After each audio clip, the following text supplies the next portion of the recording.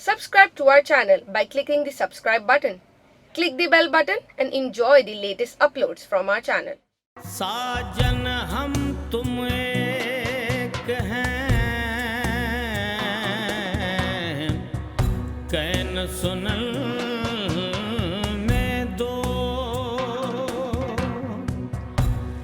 मल को मल से तो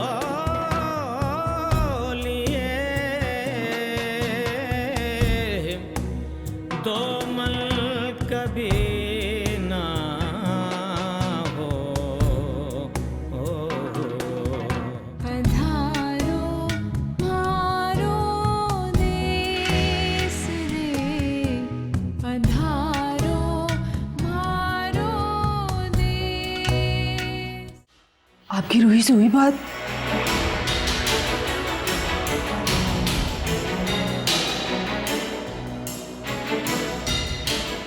जुबैर, कुछ तो बताइए। बताया आपने रूही को? रूही को संभालना बहुत मुश्किल हो रहा था, इसलिए हमें ये डिसीजन लेना पड़ा। हाँ, मैं जानती हूँ। इसीलिए तुम, आरिज, अंकल, ये लोग रूही को फेस नहीं कर पा रहे। अगर जमात ने तुम्हारे साथ बुरा किया ना, तो अल्लाह ताला उसे खुद सजा देंगे, और अल्लाह ताला कभी अपने बंदों का बुरा नहीं चाहते। जो कुछ भी हुआ है शायद इसी में तुम्हारी भलाई हो। पधारो मारो देश।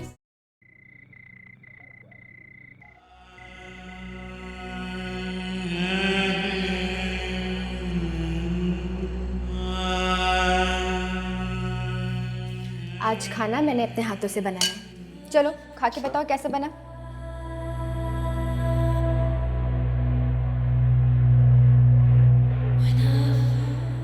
ये क्या आरिज, इतना सा? और लो ना। नहीं, बस जरूरत होगी तो और ले लूंगा। चलो ठीक है।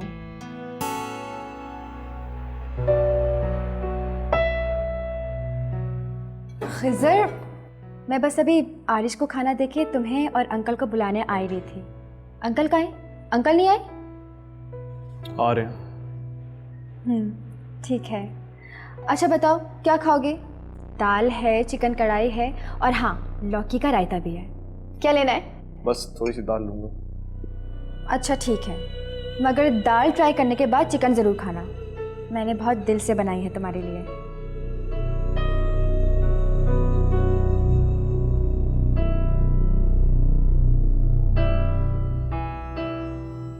क्या हुआ आरिज?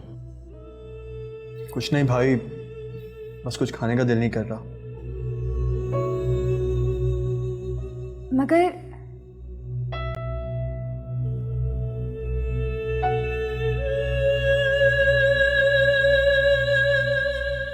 खिज़र, तुम ये चिकन कढ़ाई तो लो, देखो बहुत अच्छी बनी है। बस ना, मुझे एक ज़रूरी मेल करनी है। खिज़र,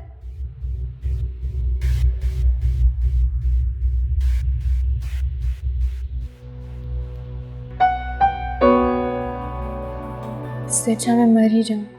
अल्लाह ना करे बेटा, ऐसी बातें मुंह से मत निकालो। तुम्हारी जिंदगी यहीं पे खत्म थोड़ी हो गई है। तुमने अभी बहुत सारी जिंदगी जीनी है।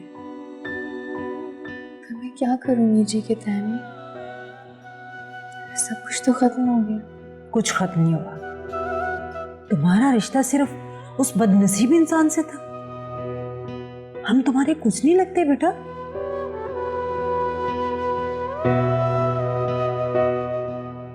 बेटा खाओ, चाहे कितना भी गहरा क्यों ना हो।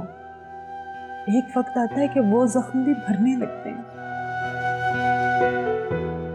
बेटा ये तुम्हारी नहीं, उस शख्स की बदनसीबी है। तुम जैसी नेक बीवी पाकर भी उसका रफीक नहीं बन सका।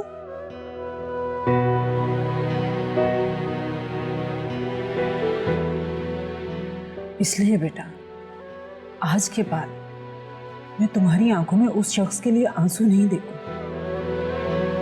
और फरमा दो, मैं खाना लेके आ रही हूँ। हम दोनों दोनों माँ बेटियां बैठकर खाना खाएंगी।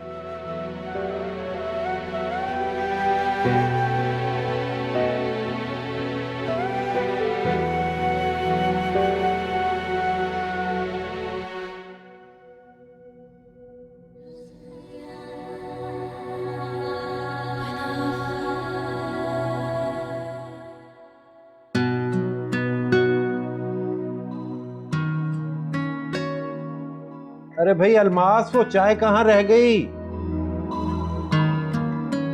ला रही हूँ। देर हो रही है, जल्दी लाओ।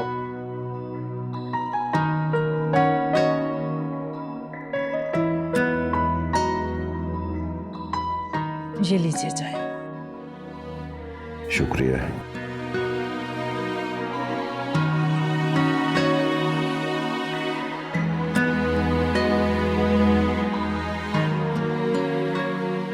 जुबैर, नबीला का फोन आया था।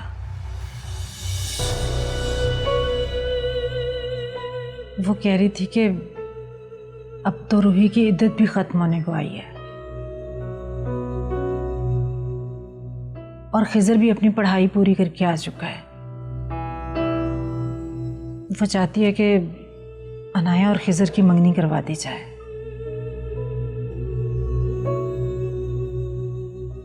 देखो अलमास, मैंने घर के किसी भी मामले में आज तक कोई दखल अंदाजी नहीं। जो तुमने चाहा, जैसा तुमने चाहा वो करने दिया और तुम्हें खुली आज़ादी दिए रखी। बच्चों की तालीम से लेकर और बच्चों के रिश्तों तक। और आइंदा भी मैं तुम्हारा साथ दूंगा, जो भी फैसला तुम करोगी, लेकिन सोच समझकर फैसला करना। और मैं समझता हूं तुम्हें जिंदगी के मुख्तलिफ तजुर्बात ने बहुत कुछ सिखा दिया।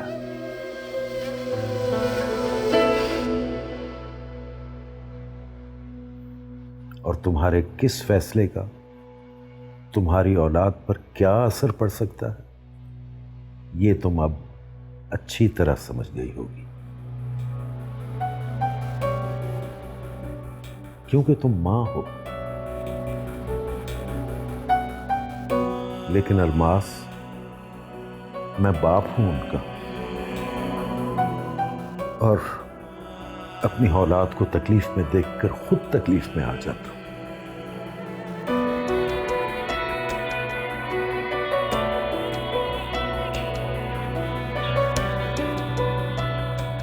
बस इस बार इतना ख्याल रखना कि तुम्हारे किसी फैसले से हमारी औलाद परेशानी में न मुब्तला हो जाए।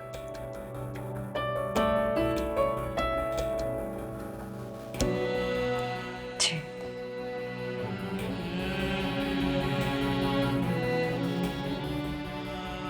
आप चाय पीजिए, मैं आपके कपड़े निकाल देती हूँ। ठीक है।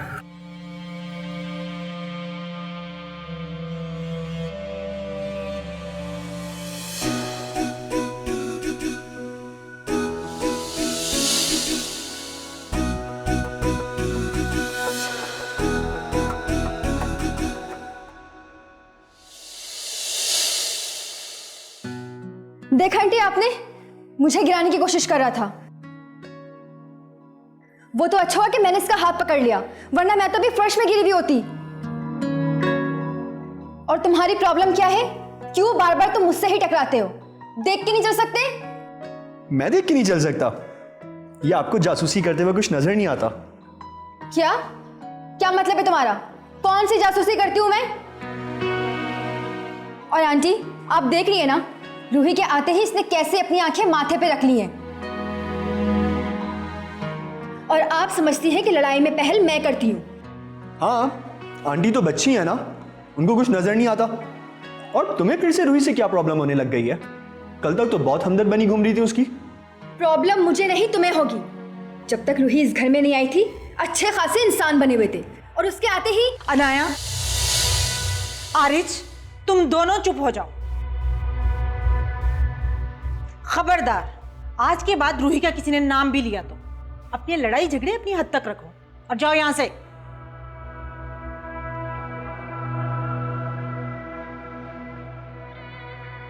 देखा अम्मी आपने, कहाँ की बात ये कहाँ ले गई है। रूही बेचारी तो अभी। तुम भी जाओ यहां से। पर अम्मी खामा ये बात को। अरे चुप हो जाओ, जाओ यहां से।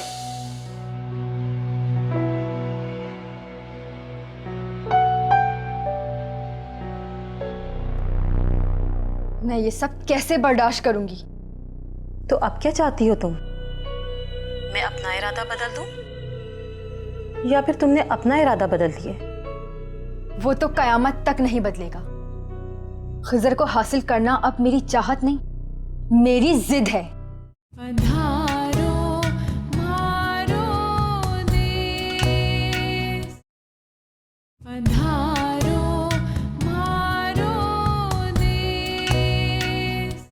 जुबैर, अनाया की बातों का बुरा मत बनाइएगा। वो असल में रूही की और आरिज की दोस्ती को लेकर कभी कभी इनसिक्योर फील करती है, तो उसके मुंह से ऐसी वैसी बातें निकल जाती हैं। वरना आप तो जानते हैं वो रूही से कितना प्यार करती है, कितनी केयर करती है उसकी। अरे अलमास, तुम इतनी वजाहत क्यों पेश कर रही हो? मैंने वजाहत तो नहीं मांगी तुमसे। और अगर वो केयर नहीं भी करती तो ये उनका आपस का मामला है। बच्चे हैं, आपस में लड़ते झगड़ते रहते हैं अगर एक घर में हो तो। इसका ये मतलब तो नहीं होता ना कि माँ बाप के लिए कोई एक बच्चा ज्यादा फेवरेट हो जाता है या वो फेवरेटिज्म का शिकार हो जाते हैं। हाँ, अलबत्ता माँ बाप ये कोशिश जरूर करते हैं और तलकीन करते हैं कि आपस में मोहब्बत से रहना चाहिए। वो तो है जुबैर, लेकिन फिर भी मैं जानता हूं तुम्हें क्या परेशानी है। अनाया जिस हैसियत से हमारे घर में रह रही है, उसकी हर तरह की बात को इग्नोर कर देना फिलहाल तो बहुत आसान है, लेकिन कल जब वो मेहमान नहीं रहेगी, इस घर की एक फर्द बन जाएगी, जैसा कि तुम खुद चाहती हो, तो सोच लो कि तुम्हारे लिए ही ये सारी बातें बहुत तकलीफदेह हो जाएंगी और मुश्किल बन जाएगी। जी, आप बिल्कुल ठीक कह रहे हैं, लेकिन अनाया अभी बच्ची है। अभी उसे पता ही नहीं चलता कि उसने किस वक्त क्या बोलना है या क्या नहीं। अगर हम उसकी बातों को नज़रअंदाज नहीं करेंगे, दिल में रख कर बैठ जाएंगे, तो कल को उसको नए रिश्ते में कबूल करना हमारे लिए भी तो मुश्किल होगा ना। तुम बेफिक्र रहो, मैं ऐसी किसी भी बात को अपने दिल में जगह नहीं दूंगा। अलमास, तुम अच्छी तरह जानती हो कि कल भी मेरे दिल में रिश्तों की कदर थी और आइंदा भी इंशाअल्लाह मेरे दिल में रिश्तों की कदर रहेगी। तुम बेफिक्र रहो। अब मेरे कपड़े वगैरह तो निकाल दें, ऑफिस जाना है मुझे। आप शावर लेने निकाल दें।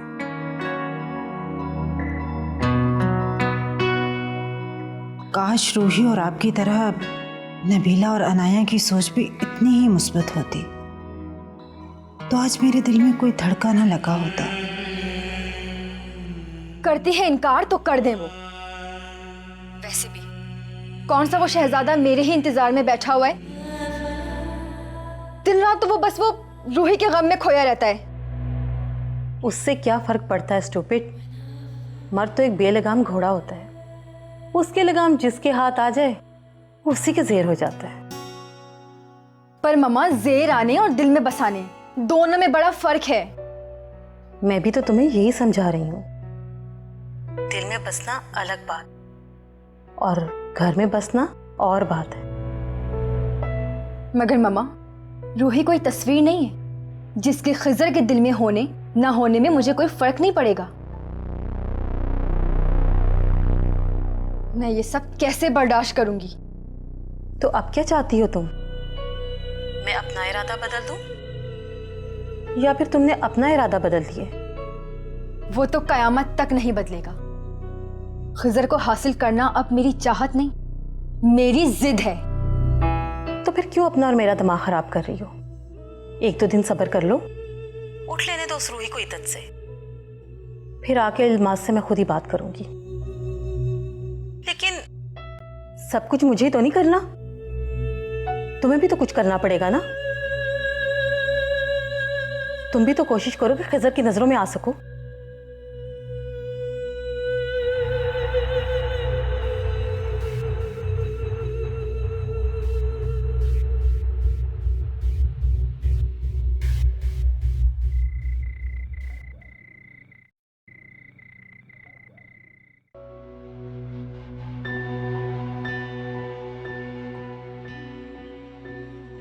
आइए आपके लिए कॉफ़ी,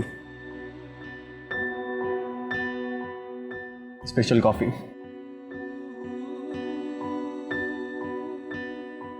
थकता है कि कोई काम है?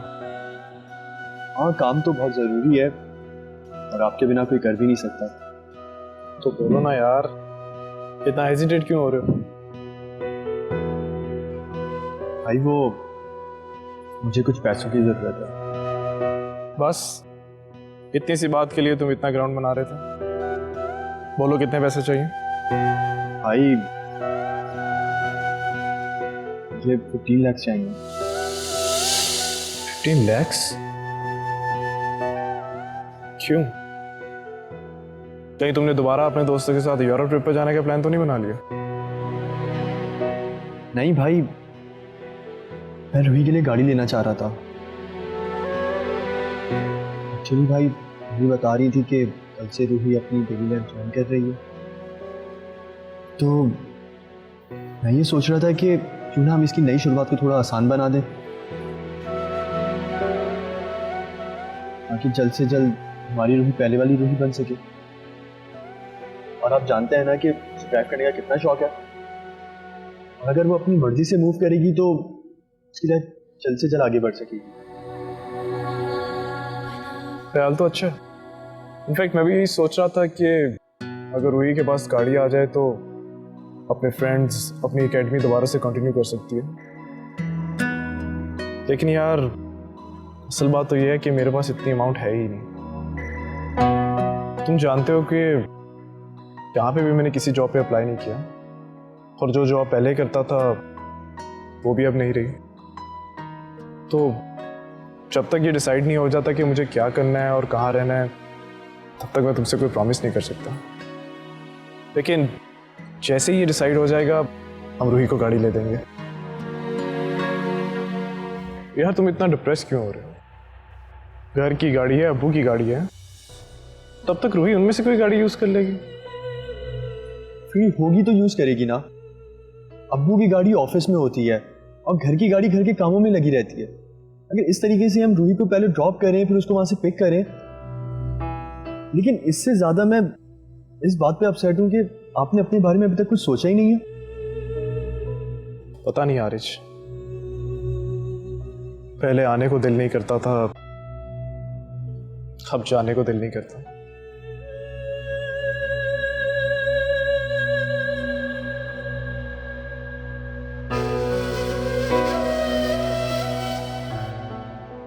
लेकिन अब अगर वक्त और हालात ने मेरे लिए खुद ब खुद कुछ फैसला कर लिया तो मैं रेजिस्ट नहीं करूंगा।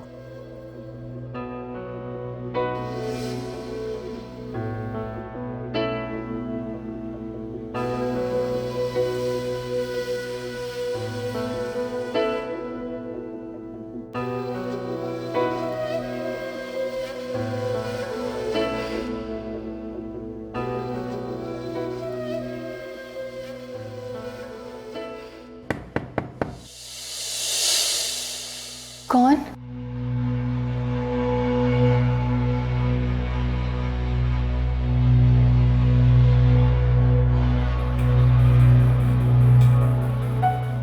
तैबू, आप? रूही,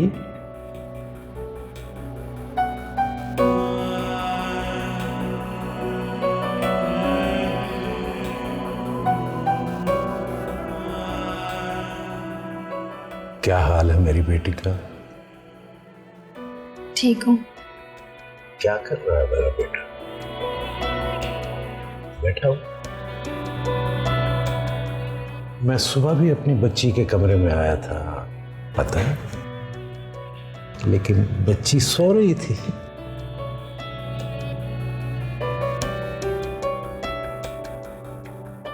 फिर मुझे पता चला कि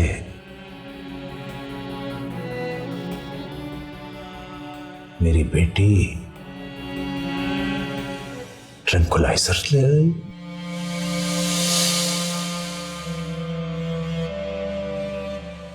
है?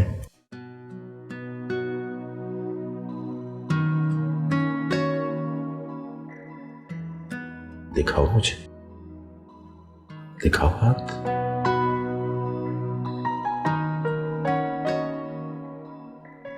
बेटा रूही,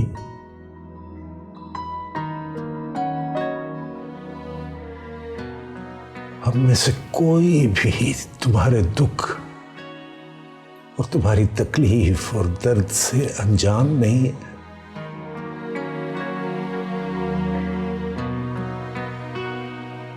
लेकिन यह भी सच है कि जिस दर्द और दुख से तुम गुजर रही हो, वो या तो तुम्हारा दिल जानता है या खुदा जानता है। इसका अंदाजा हम नहीं लगा सकते बेटा, लेकिन रूही, मेरे बच्चे, इस तरह घबरा कर दवाओं का सहारा लेना और हकीकत से नजरें चुराना, ये तो बुज़दिली है।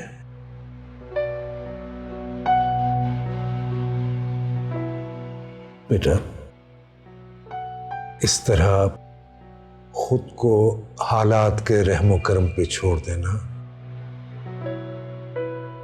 ये बहादुर बच्चों का काम नहीं है, और तुम तो बहुत बहादुर हो।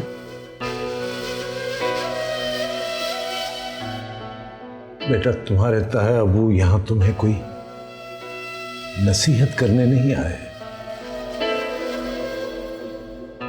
और ना ही मैं कोई पाबंदी लगाने आया हूं तुम पर। मैं तो अपनी बच्ची को सिर्फ और सिर्फ इतना बताने आया हूं कि देखो, एक बूढ़ा बाप अपनी बेटी को कमजोर पड़ता देखकर टूट फूट जाता है बेटा।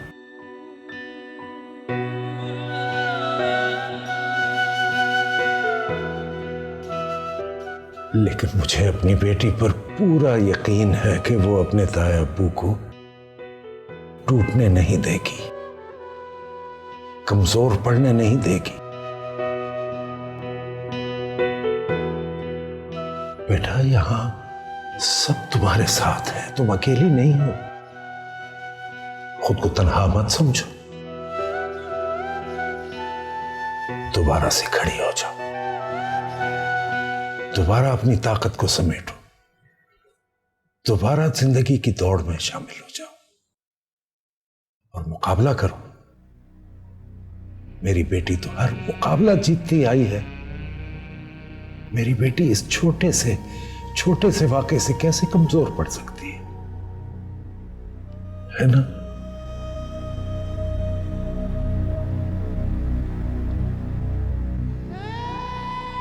तो बेटा, अगली बार कमजोर पड़ने से पहले सिर्फ इतना सोच लेना कि कमजोर तुम नहीं पड़ोगी, तुम्हारा ये बाप कमजोर पड़ जाएगा। ये हार तुम्हारी हार नहीं होगी, तुम्हारे इस बाप की हार बन जाएगी। क्या तुम अपने बाप को हारता हुआ और कमजोर पड़ता हुआ देखोगी? नहीं ताया, यही मैं चाहता हूं। ठीक है।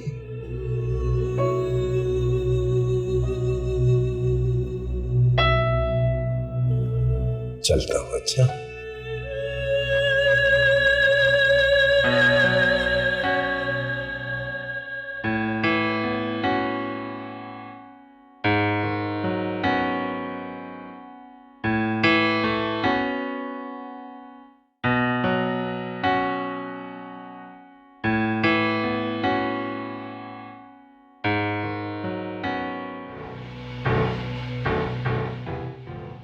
मैं जानती हूँ खिजर, आजकल तुम किन हवाओं में उड़ रहे हो,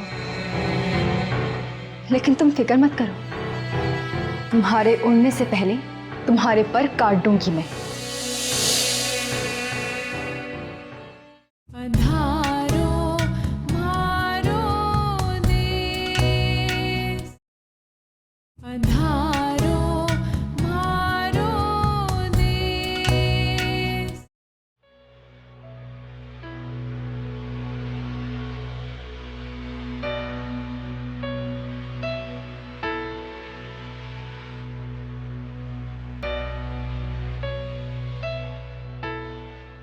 मिला है आप रूही से?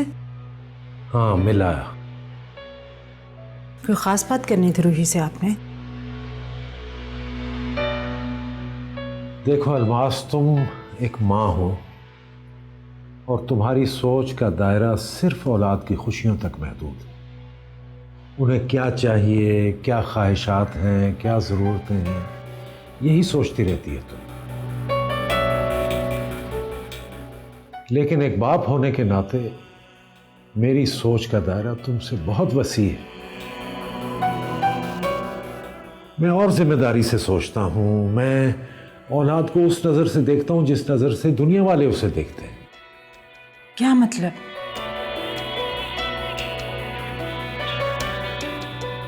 कहीं आपने उससे?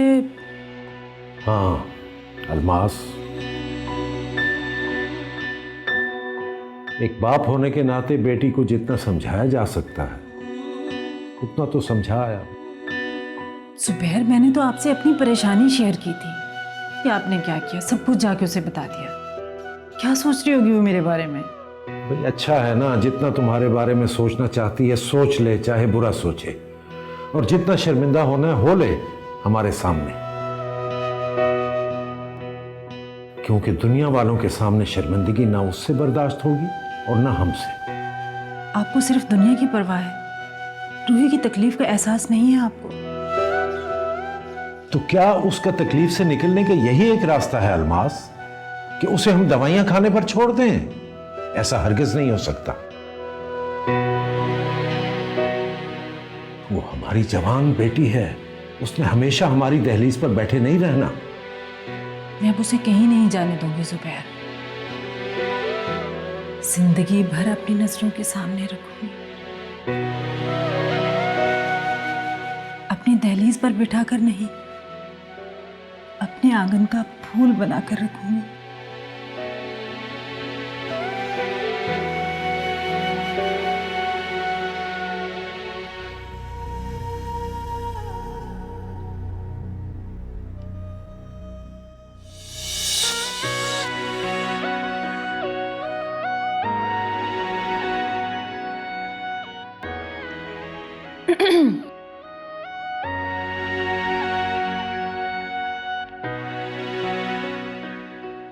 क्या चल रहा है?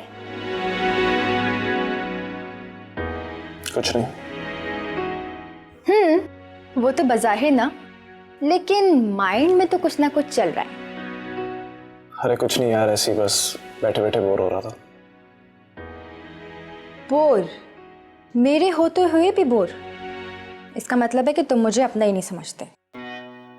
अरे नहीं नया, ऐसी तो कोई बात नहीं है। तो फिर जैसी भी बात है मुझसे शेयर करो। अरे ऐसी बस जॉब के बारे में सोच रहा था। अच्छा, तो फिर कहाँ जॉब करने का इरादा है? कहीं भी यार, चाहे यहाँ मिल जाए या फिर लंदन में, जहाँ से भी अच्छी ऑफर आ जाए। जी नहीं, अब कोशिश करके यहीं पे जॉब करना, क्योंकि मैं शादी के बाद लंदन ही जाऊंगी तुम्हारे साथ। तुम्हारी शादी? तुम्हारी शादी? तुम्हारी शादी का क्या ताल्लुक है मेरे लंदन जाने से? ओफो खिजर, मेरी शादी अकेली क्या मेरी होगी? हम दोनों की नहीं होगी?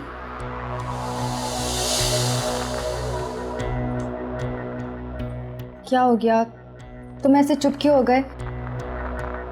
अच्छा ठीक है, अगर तुम्हारी विश है तो हम शादी के बाद लंदन घूमने जाएंगे, ठीक है? मगर वहाँ शिफ्ट नहीं होंगे। एक्सक्यूज मी नाया, ये तुम किस किस्म की बातें कर रही हो? क्या मतलब है खिजर? क्या तुम नहीं जानते कि मामा और आंटी मिलके हम दोनों की शादी प्लान कर रही हैं? और हम लोग में इतनी अच्छी दोस्ती भी है, तो मैंने सोचा काफ़ी सारी बातें हम लोग भी डिसाइड कर सकते हैं ना।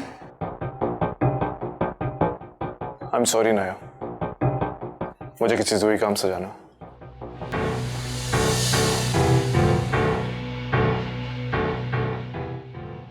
मैं जानती हूँ खिजर, आजकल तुम किन हवाओं में उड़ रहे हो,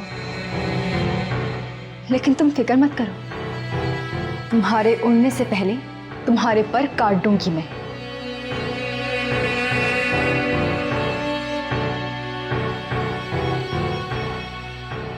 ओ हेलो, पागल हो गई हो? ये अकेले खड़े किससे बातें कर रही हो? तुमसे मतलब?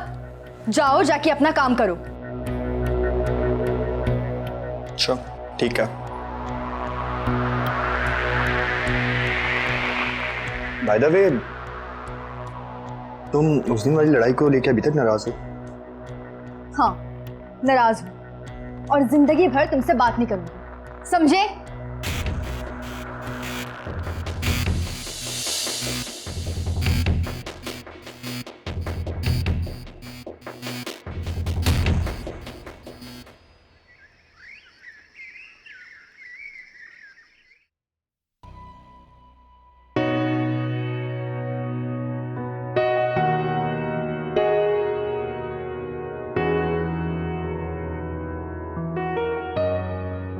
बेटा, मैंने तुम्हें समझाया था ना,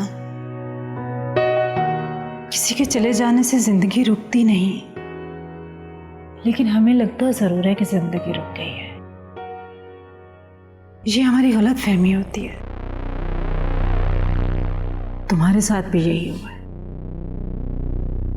अब तुम अपनी नई जिंदगी जीने के लिए कदम उठाओ। हिम्मत करो बेटा। कैसे हिम्मत कर लूं तायम्मी? मुझे तो ऐसा लग रहा है मैं जैसी कदम उठाऊंगी मेरे पैरों तले जमीन ही खिसक जाएगी। आसमान की तरफ देखूंगी तो सर पे साहिबान नहीं रहेगा। अजीब सा खौफ, अजीब सा डर मुझे अंदर ही अंदर खाए जा रहता है। मैं क्या करूंगी, कैसे जीऊंगी, किसके सहारे जीऊंगी? क्यों बेटा, ऐसे क्यों सोच रही हो तुम? क्यों तुम अकेली हो? हमने जिंदगी में कभी तुम्हें अकेले छोड़ा?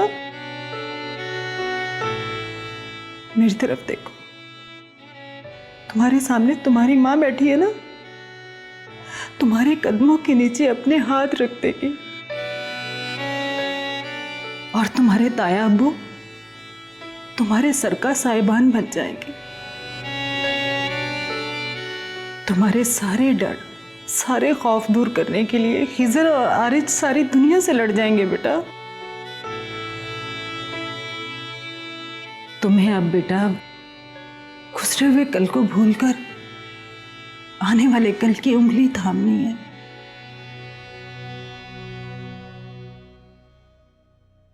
उठो बेटा, उठकर फ्रेश हो जाओ। मैं नाश्ता बनाती हूँ तुम्हारे लिए। पता है फिर हमने कहीं जाना है।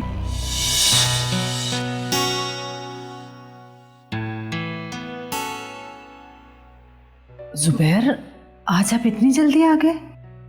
हाँ भाई आ गए, क्या नहीं आना चाहिए था? सुबैर, मैंने ये कब कहा कि आप जल्दी घर ना आते?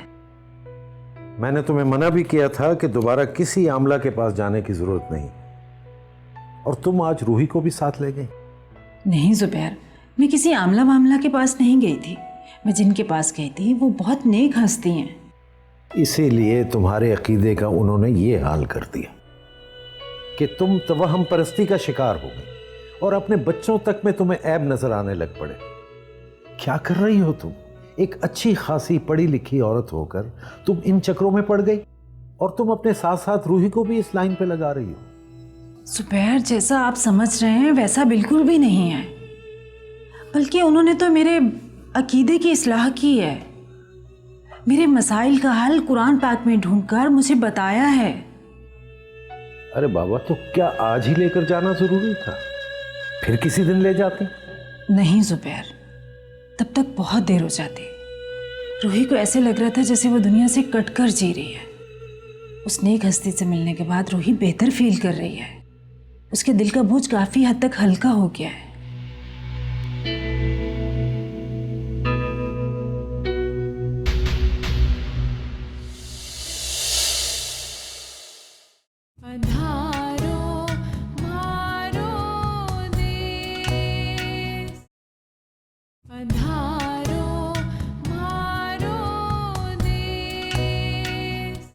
मैं कुछ समझी नहीं। जो कुछ कहना चाहती हो खुलकर बताओ। हम बैठकर ठंडे दिलो दिमाग से कोई ऐसा फैसला करें जिससे हमारा मान भी ना टूटे और हमारे बच्चों के अरमान भी पूरे हो जाएं। तुमने सोचना है तो सिर्फ अपने बच्चों के बारे में सोचो। आज से ना मेरा तुम्हारे से कोई रिश्ता है और ना ही मेरी बेटी का। आपका अनाया को गोद ले लेना और फिर मेरी वजह से उसको वापस कर देना।